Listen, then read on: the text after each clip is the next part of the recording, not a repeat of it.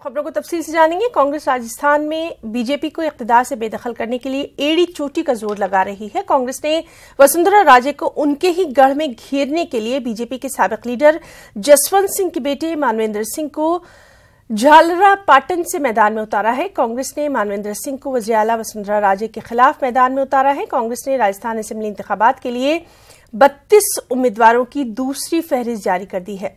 गुज़िश्ता 17 अक्टूबर को उन्होंने राहुल गांधी से मुलाकात करने के बाद कांग्रेस में शमूलियत इख्तियार की थी।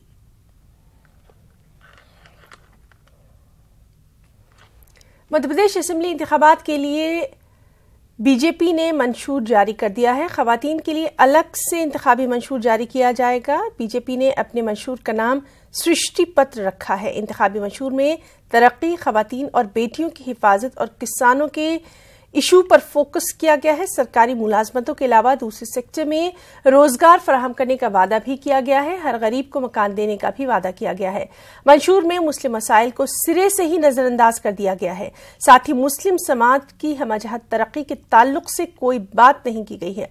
मंशूर जारी किए जाने के मौके पर अरुण जेटली, धर्मेंद्र प्रधान और सीएम शिवराज सिंह चौहान समेत कई अहम लीडर मौजूद रहे।